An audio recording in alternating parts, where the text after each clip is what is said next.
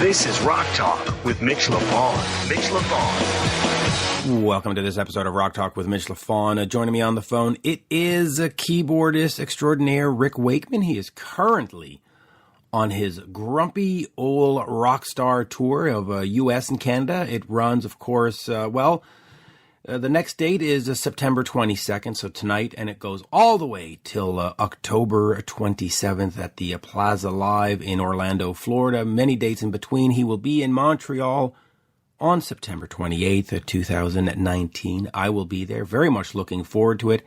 He has a new Christmas album coming out in November called Christmas Portraits, and right after that, he will start the Grumpy Old Christmas Show tour at the Victoria Hall in Stoke-on-the-Trent on December 5th, 2019, and that tour will run all the way up to December 21st at the Butterworth Hall in Warwick. And of course, speaking of Warwick, Ricky Warwick of the Black Star Riders. I interviewed Scott Gorham recently, of course, of Thin Lizzy fame. Their new album, Another State of Grace, is out now. I do certainly recommend that you pick that up. And yes, as you know, I have an affinity for European bands and European rock bands. And there's a great Swiss band. And I know you're thinking, oh, he's going to talk about Gothard again. No. There's another Swiss band called Chakra. And they have a new album coming out called Mad World on February 28th, 2020. If you do not know Chakra, I would go back and look them up or Spotify them or YouTube them, whatever. They have changed singers a couple of times. The original guy left, and then they brought a new guy, and then but they're back as Chakra. The original guy is back, and so they've made a couple of albums since his return. The next one, Mad World, comes out on February 28th. So mark that day on your calendar. Now, just before I move over to the Rick Wakeman interview, I just want to say last night or recently, I had a chance to see Steve Hackett, formerly of Genesis, in concert at the Théâtre Maisonneuve in Montreal, Quebec, Canada. And it was absolutely spectacular. You know, a lot of folks credit Eddie Van Halen with the invention of finger tapping. I'm pretty sure Steve Hackett had it first. So anyway, I was at the show with my wife and had a chance to meet Steve, which was very kind and cool. And then he came out and he just tapped away, and the stuff he was doing with his hands. I mean, I essentially watched his hands because before the show, as I was talking to him, I handed him a Mitch guitar pick, a Mitch pick.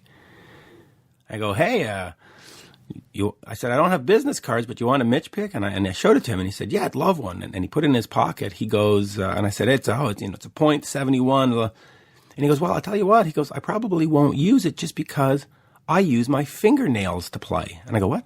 He goes, yeah. He goes, I only use my fingernails to play. He goes, once in a while, you know, maybe on an acoustic, or if I want a different kind of sound, I might go to a pick. But he goes, I don't like the feel of picks. I use my hands, my fingers, and my nails. So I was watching this show at the Théâtre Maisonneuve with Steve, and I'm watching him play. And you're right, there's no guitar picks. There's no Rick Nielsen throw 100 picks into the audience. It's just with his nails. And it was mesmerizing. Really, really mesmerizing to see a guy do that. And he was working his hands up and down the fretboard. And I'm like, yeah, you know what? I'm pretty sure you did invent the finger tapping before Eddie Van Halen, because some of the songs you're playing are from the 70s, and you're tapping away way before Eddie was known to the general public. So, hey, you know, give credit where credit is due. Anyway, Rick Wakeman is on tour, and it is, of course, the grumpy old man tour, whatever. And I have to say, he was exceptionally courteous and kind. The only time that you might see some grumpiness, and I think it's more comedic grumpiness, is if you follow his social medias, specifically his Twitter. The Rick Wakeman Twitter is hilarious. It covers everything from shows to this and that, but every so often There's going to be my pet did this, my garden did that, these daily life. What's the word I'm looking for? Things that happen. There's great English right there, right? There's things that happen. But it's just daily life, and he rambles on or exposes or daily life, and it's just funny. It is funny. It's Monty Python-esque. Ooh, look at that! I said an esque at the end. Anyway, let us get over to grumpy old Rick Wakeman, even though he is absolutely charismatic and charming. Here is the one, the only, Rick Wakeman. Hi, Mitch. How are you, mate? Good day, Rick. How are you? I'm very well, thank you, sir. Yes, an absolute pleasure to talk to you, and I'm looking forward to the grumpy old rock star tour that's going to actually be in Montreal on my mom's birthday, September 28th. So I'm looking forward to it. Oh, well, that's one day before my wife's. My wife's actually coming in, so her birthday's on the 29th. And as I've missed her last 5 birthdays by being on tour, in order to save me being killed, really, she's flying in. So she loves Canada. She loves coming over. So she's coming over for those days. Huh. So the day after your mum, I've got my wife's birthday. Well, there you go. We'll celebrate together. So let's just quickly get into this tour. It's been 13 years since you've been on the road solo. You, of course, had put out, Odyssey recently that had, the Beatles covers and stuff. So what can fans expect? Is this an evening of all the best of Yes, or is this an evening of a little bit of everything? Yeah, it's an evening of a little bit of everything. It's just me and a grand piano. It's a show I've been doing in England for 30-plus years, but I do different versions of it. Basically, I sit at the piano and I play pieces of music that I've been involved with, or on albums. I do some Yes stuff. I do some Straw stuff sometimes. I do stuff that I've done with David Bowie, with Cat Stevens, and I do the Beatles stuff, so I love doing variations on great songs and great music. And then in between, I tell completely ludicrous stories about things that have happened during my life, most of which are completely unbelievable, pretty hilarious, because my life has been a mixture of both unbelievable and hilarious. Well, your life is hilarious, because I do follow you on Twitter, and it has to be one of the funniest Twitter feeds I've ever seen. Is that entirely you, or is that a team of experts? No, it's entirely me. I go in the morning, and I just write whatever happened. I mean, they're all real things. I mean, I did a thing, if I recall, a little while ago. I had a hat which I really liked. It was only a cheap hat, but I really liked it, and I lost it. And I just sort of tweeted about, I can't find my hat. And I've looked at it. And then tweets started pouring in, have you looked here? Have you looked there? And then I found my hat, and I got like hundreds and hundreds of people saying, oh, great, glad you found your hat. And then I lost it again. And there was this whole thing that went on with the hat. I mean, I have a lot of fun, and I one of the things that happens to aging old rockers like myself is that you get into gardening, and I love growing vegetables, so I grow vegetables and make these lethal vegetable soups, which I sort of tweet about occasionally. And I must have had 1,000 inquiries on, can I have the recipe for your vegetable soup? I say, yeah, it's easy. It's just a pot full of water and throw anything in you can find. And it's just as simple as that, and the results will be lethal. That's fantastic. In fact, I was just out in my vegetable garden picking stuff up. Let's quickly talk about some of the work you've done in the past. You, of course, were on the Ziggy album, the David Bowie one, uncredited at first, credited after. Talk to me about working with David and coming in that position where you're just going to come in and play one song. How much input do you have? Does he tell you what to do? And just what was sort of special about him? Because he's not just a rock star. He was sort of the rock star. He was amazing. The first thing I did with David was Space Oddity back in 1969. Then I did the album that was actually called Space Odyssey album over here, but it was in England. It was called David Bowie. And I did that album with him, tracks like Wild Eyed Boy from Free Cloud. Then I did Hunky Dory and the tracks like Life on Mars. I did all that with him. And then I did one track, Ziggy Stardust, as you quite rightly point out.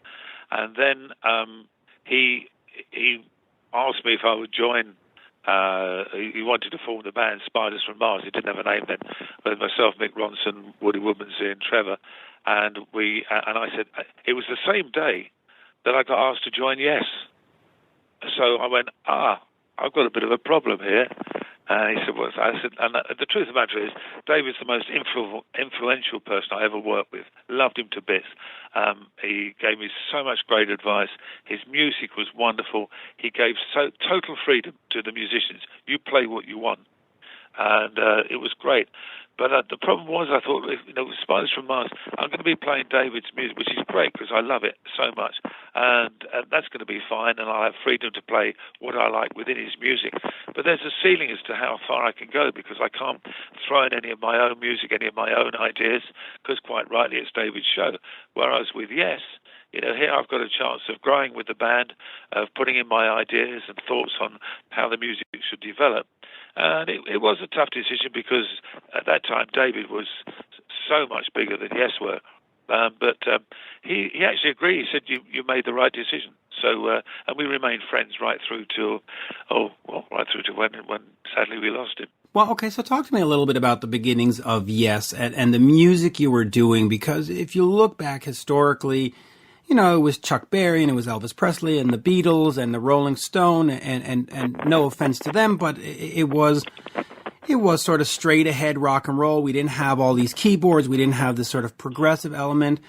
Talk to me about the beginnings of Yes and sort of setting out on your own musical path and not just doing 3-minute pop songs. I think the joy of that era for us it was that it was one of the last times that musicians were actually ahead of technology. We weren't ruled by technology of what could be done. Keyboards back then were in their infancy. There was no presets. You can now buy a keyboard and it's got like 10,000 sounds on it. Back then, I remember talking to Keith Emerson about it. You get a keyboard, you take it to your hotel room, set of headphones, and spend about 4 hours trying to get any noise out of it at all. And when you did, you made a careful note of how you got it, and that was it. And everything you wanted to do, you had to create. You only had 8 tracks to play with, or sometimes 16 tracks at best. So it was. You had to be very innovative all the time and come up with ideas about how you would do this. And we would experiment with all sorts of things of, putting the guitar through Leslie's, or I would put the organ through wah-wah pedals and fuzz boxes. And then we would just do so many weird different things. And it was just so experimental and great. And we would all throw in ideas to each other. It wasn't just you just deal with the bass, you deal with the guitar, you deal with the keyboards. We would throw in a lot. One of the most influential people in that band was Bill Bruford. Bill was a great musician. He used to have some great ideas of how we could work and do things together. So it was a marvelous time. And everything we wrote was, best way I could describe it, was a musical jigsaw puzzle. Because we might write something, or somebody might come in with a line that was just 8 bars long. And somebody else might have 6 bars a piece. They go, I've got something that will go on the end of that. And then somebody go, I've got something that will go with that. And they go, well, no, it doesn't actually. Never mind, we'll put that to one side and use that somewhere else. So we'd get all these bits and pieces, and they would all come together as a jigsaw puzzle. And one of my jobs, which I loved, was if some of the bits that had been brought along were in different keys, it was my job to find out how to get them in from one key to another key, which I loved doing. We had so much fun, and it was... every day was experimental. How did the record companies react to you when they heard the music? Did they say, oh, whoa, this is way too advanced, we can't put this on radio, there's no singles here? Or did they sort of embrace it and say, hey, you know what? If this works, you'll be the first doing this whole new thing? The truth of the matter is, record companies let you get on with it as long as you are selling records. And if you're selling records, you get on with it. That's fine. And so, yes, we were very much left alone. The head of Atlantic, Ahmed Ertegun, who loved the band. I don't think he understood a note that we played, but he loved it. And he knew that other people loved it, and that was good enough for him. And his wonderful Atlantic Records would produce music that people wanted. And he was fantastic like that. And he had everything from Rufus, Chaka Khan to Yes, to Led Zeppelin. And we were left alone. I never saw anybody from Atlantic Records come into the studio when we were recording and say, hey, guys, I really think you should do a bit more like this or something like this. Nobody ever did. We were left alone to produce the music that we believed in. I see. That's the way it should be. Absolutely right. You're absolutely right. It really is. Talk to me a little bit about also the differences in making music back then, because now I think, I don't want to say that some artists have gotten lazy, but with the auto-tune and the Pro Tools and all the different tricks, and you just email MP3s to each other. You're not even in the same room or same country. I know. What were some of the challenges you faced back then, and what do you think sort of now the new modern technique? Yes, it's easier to throw a Pro Tools grid up but are we losing some of the creativity? You're losing creativity and certainly losing some of the innovativeness in as much as if we wanted to do something, we'd have to find a way of creating the sound and things to do it. Nowadays, there isn't anything you can't do, and there's all the sampling. And one of the difficulties with sequencing, which is great, we all use sequencing to record, but it means you can do things that you don't actually physically play. And one of the things that we always did with Yes, you played it. You absolutely played it. You did not sequence it there, which is important when you come to go and play live on stage. Because when you go on stage, if it's a live show, it should be that. You should be playing live. You shouldn't have computers up there, pressing down a key and it plays a whole riff or something for you. And there's too many bands that are doing that now.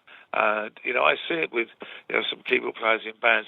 And I know jolly well they may have great banks of keyboards, but they're not playing half of it. And you think, this is a live show. If you went to the theatre and you went to see Shakespeare, there was a great soliloquy in Henry V or whatever, and the actor mimed it, the audience would go nuts. If you went to the opera and one of the big arias, the opera singer that mimed it, he'd go mad. But for some unknown reason, it seems that people think, it's perfectly fine in sort of rock music on stage, and it's not, and it does annoy me. Yeah, I get very annoyed about it. I must be honest. Well, I get annoyed about it too. But here, I'll play devil's advocate. Some people will say, "Well, tickets are $150 for some shows, and social media being what it is, if you go see a Rick Wakeman show and it's terrible, it's all over social media that he's terrible." And so some of these bands just go, "You know what?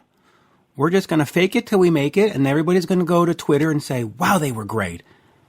And it's to protect your investment, right? Yeah, I can understand what you're saying. But here's the other question. Do those people that wrote and say we went to see it and it was great, are they aware that it was all mimed? Well, no, they're not. And that's the catch. That's what's wrong. That's the catch. The numerous times I have seen very, very big-name singers, mainly in the pop world, admittedly, doing a show, a so-called live, and drop the microphone, and it still carries on.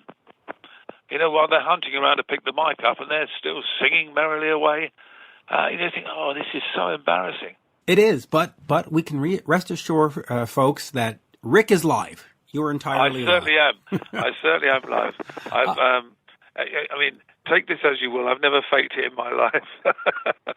No, which is good. Let me quickly ask you about Christmas Portraits that's coming out in November. It'll be followed up with the Grumpy Old Christmas Show in the UK, not here in North America, but maybe someday. Talk to me about that one, because the information I have is obviously very scarce. It's, he's doing Christmas songs. Well, okay, great. Well, it came about because I've had two very successful piano albums in the UK, Piano Portraits and Piano Odyssey, both big top 10 albums. And Sony Classical, my record company, said we'd really like you to do one in that style, the way you play the piano, taking Christmas songs and playing around with them, all instrumental, but playing around with the music in a sort of a strange way, so that you'll recognize the Christmas songs, but there's, for example, no way you could sing along with them. And so I said, that sounds a great idea. So I went into the studio. It's quite funny. I went in August and September, and to get a bit of a Christmas feel, we put decorations up. We had all sorts of things. It was quite funny, and it was blisteringly hot. It was 90 degrees. But it felt very Christmassy. I had tinsel and everything around, and we did it. And the album as you say, comes out on November the 29th, and I'm really pleased with it. It's a very, very different Christmas album, because as I say, it's not your usual pop songs or carols that everybody sings along with. It is, you will recognise every single piece on there, but as I say, the way that I do them, you wouldn't exactly be able to sing along with, unless you were, I don't know, having a severe breakdown or something. That's funny. All right, so let me ask you about Piano Portraits, Piano Odyssey, and we'll continue with Christmas as well. The rethinking of these songs, of While My Guitar Gently Weeps, Strawberry Fields, talk to me about who sort of comes up with the arrangements and comes up with the way they're being presented. Is that solely you, or do you sit with a team? Okay, so how do you sort of reimagine While My Guitar Gently Weeps, without the big guitar solo? It's solely kind.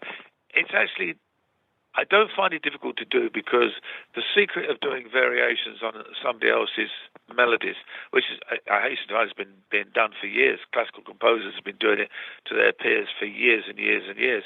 But the secret is a good melody. If you've got a good melody, you can pretty much do anything with it. And so I would find pieces that I know had an interesting melody or a good melody, and then I'd sit at the piano and I'd work things out, come up with different ways of doing it. And you'd know pretty much within sort of half an hour, this is really going to work. And that's how I do it. And I have a short list of songs that I'm going to do. And certainly my record company, Sony, they would make suggestions and say, why don't you try this, would you do this? And I would try it, and sometimes I'd go back and say, you know what, this isn't working. And sometimes they'd say to me, try this, and I go, that's never going to work. And they say, give it a go. So I give it a go, and it works fantastically. So I go back and say, you know what, you're dead right there, that works. Once you know the pieces work, then it's not too difficult, because I have a sort of style that I like playing in, and if it fits to those great melodies, of which there are some wonderful melodies out there, then it's fun. And it's also great fun to play around with pieces that I've been involved with as well. Like I did a couple of Yes pieces on Piano Odyssey, and also a David Bowie piece with Wild Eyed Boy from Freecloud, which I always loved that. I always thought it was just a great piece of music. So it's an opportunity to play around with arrangements, with melodies and songs that you really like. Yeah, and they're great. In fact, I was listening to them just today before when you phoned. I was actually listening to it and enjoying it. All right. We're down to about 2 minutes here, so I'll just ask you this. Yes, of course, featuring John Anderson, Trevor Rabin, and Rick Wakeman. You did a great tour. I guess it was last year. The band is on hiatus, but you've been credited as saying that 2020 will be the last hurrah. Is there a last hurrah? Is there more? What's sort of the future of Yes with John Anderson? Well, we're talking about it, Trevor, myself, and John. And I think there is a very good, very, very, very strong possibility that we will do a sort of a last hurrah in 2020 and 2021, where we'll go out, possibly with one last great track, a new track that we'll put together that we've been working on, and also, another great show to say thank you to everybody who supported us over the years. And that's the plan. It looks very promising that it's going to happen. I sincerely hope it happens, because we'll be doing probably 60, 70 odd shows throughout sort of the middle of next year through to into 2021, which will be a lot of fun, because the guys are just great to play with. They are, and John is great, and hopefully we'll see you in Montreal with that. But let's remind the folks, Montreal at l'Olympia, September 28th. Come out and celebrate. Rick Wakeman, my mom's birthday, and a pre-show, whatever, before your wife's birthday. It's going to be a great celebration. It's going to be absolutely great. As we say in Montreal, merci beaucoup. Thank you so much. Merci. Thank you so much. Cheers. Bye-bye. Cheers. Now. You're listening to Rock Talk with Mitch Lafon. Rock Talk.